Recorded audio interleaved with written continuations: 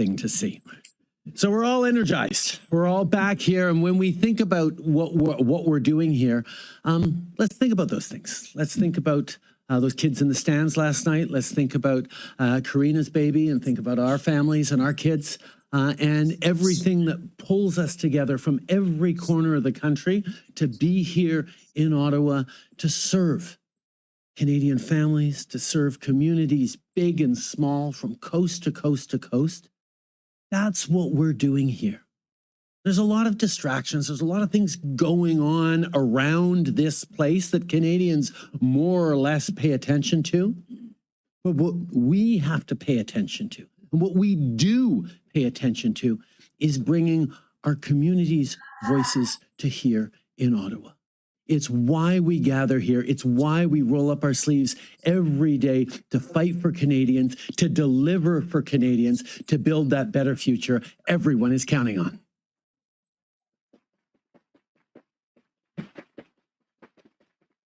C'est ce qui nous rassemble. That brings us together from one corner of this country to the other. We want to deliver for Canadians. And our government has delivered a massive amount to the country. Supporting energy efficiency retrofits, delivering dental care for kids and now for seniors. Cutting childcare fees while pushing the provinces to create more spaces and delivering delivering benefit checks to Canadians right across the country every single month. These are the things we're fighting for every day. And we're doing these things because we hear what Canadians need. We're there in the communities. We're there listening to people, understanding their frustrations, their concerns, but also their hopes and dreams for the future. That's what brings us to Ottawa for this parliamentary session. That's what led each and every one of us to step up to serve our communities, because we wanted to create better chances, more success, better supports that are going to build that future that everyone in this country deserves and needs. You're here to be your community's voices and get things done to make people's lives better across the country. That's what drives us every single day. That's what drives us in this room. I'm not so sure about what drives folks in one of the other rooms in this town. See, when Pierre Poilievre spews conspiracy theories about climate change and talks down investments in workers and supply chains, well, we have local champions like Eric Kosmerchuk in Windsor who are making sure that Canada is attracting international investment, creating great jobs and careers, and strengthening communities.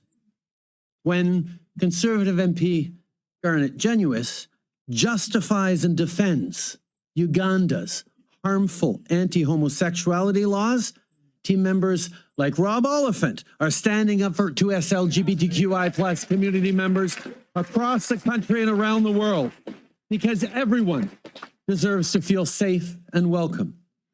Pendant que les conservateurs veulent... While the Conservatives want to bring in an American-style firearms legislation, Pam Damoff and others are continuing to work on measures to keep our communities safe and to have more firearms controls. While Pierre Poilievre insulted the mayors, MPs like Charles Sousa, Joanne Thompson, just signed housing agreements with the municipalities, hand in hand, moving forward. And with the support of our entire team, we will accelerate the building of over 500,000 housing units in Canada over the coming years. And let's pause for a moment on Ukraine, because I think all of us see and understand the politics around Ukraine, unfortunately, that we're seeing here in Ottawa right now. But we have to remember why Ukraine matters.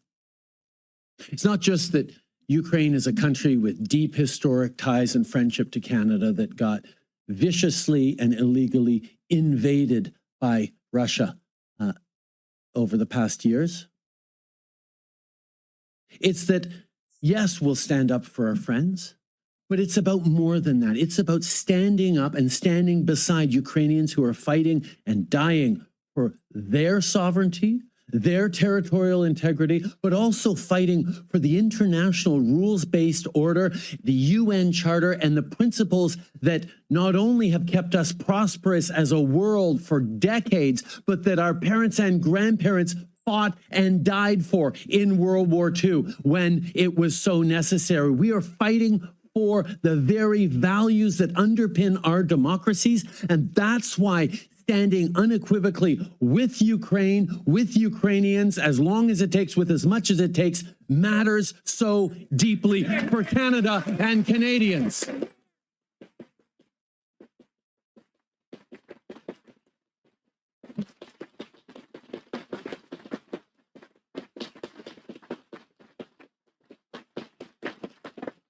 My very first call this year was with Volodymyr Zelensky, who wanted to know that Canada still stood with him, that Canadians still stood with him. And I told him, yes, we do. The Canadian government and most of the parties in the House will continue to stand with him. But Pierre Poilievre and his Conservatives chose to vote against support for Ukraine, calling it a faraway foreign land to appease Putin apologists like Tucker Carlson and those who enable him. While he does that, we have people like Yvonne Baker and Mark Gerritsen who are showing our Liberal government won't back down when it comes to standing up to bullies and fighting for democracy at home and around the world. Talking about democracy, let's note that Leslyn Lewis, who dines with far-right German politicians and leads the call to withdraw Canada from the United Nations, does not speak for Canadians. She may speak for the Conservative Party of Canada, but she does not speak for Canadians. Because this isn't who Canadians are. This is not what we're discussing around kitchen tables, around community tables, around boardroom tables around the country. Let's remember that on the things that matter deeply in the daily lives of Canadians, Pierre Poilievre and his team voted against the Canada Child Benefit, the Canada Dental Care Benefit. They voted against $10 a day childcare and voted against programs for seniors. And here in our team, well, Serge Cormier put forward national school food program legislation, which Pierre Poilievre and his team were the only ones in the House to vote against. And as a team, what did we do? We fought against inequality, raised taxes on the wealthiest 1% so we could lower them for the middle class, and over the past years have helped lift over 650,000 kids out of poverty.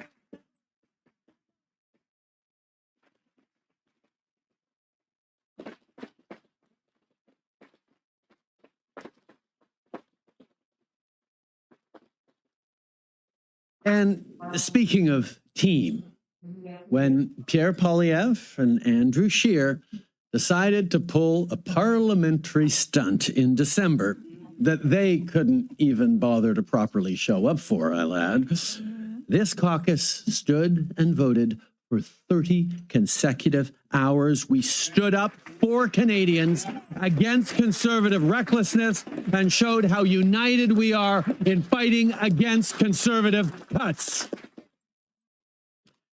Je l'ai dit bien souvent, la diversité. I've said it before. Diversity is one of Canada's great strengths.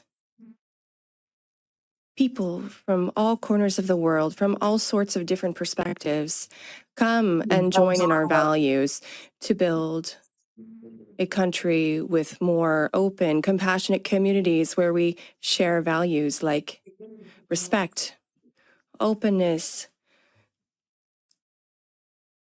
and commitment to our neighbors. But it's a strength also for our Liberal caucus. Is being drawn by some of the other parties. That within our party, we have a range of voices and perspectives on some pretty big issues, including around the Middle East. But of course, Canadians hold a range of views and perspectives on such difficult issues, and it is really, really important, and indeed it's a great strength of this party that here in this room we can have deep and serious and difficult conversations about how to move forward, how to support Canadians, how to protect and support democracy and people and civilians and innocents around the world as we build a better future for everyone. Having those difficult conversations, being able to have conversations in this room that are the reflection of conversations that need to be having across the country is a strength, not a weakness. And anyone pointing to that as a weakness does not get Canada.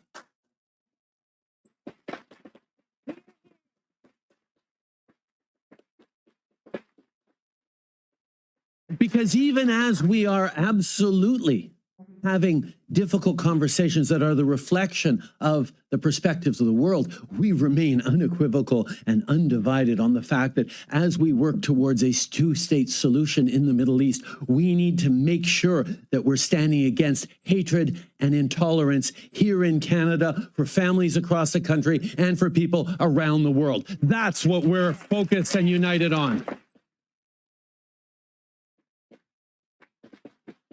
But of course, it is telling that the Conservatives never leave room to air differences between their colleagues.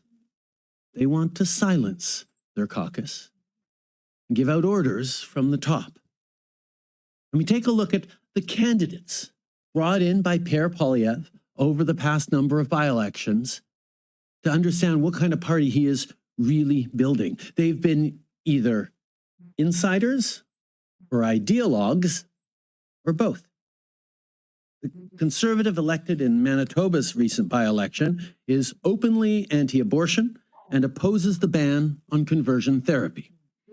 They welcomed Robin Baber as a candidate in the GTA, even though his extremism got him kicked out of Ontario's Conservative Party. Their new MP in Oxford was a hand-picked insider who'd never been to the riding. And now, Pierre Poilievre's new candidate in Durham is a twofer. He's both an ideologue and an insider. What he's not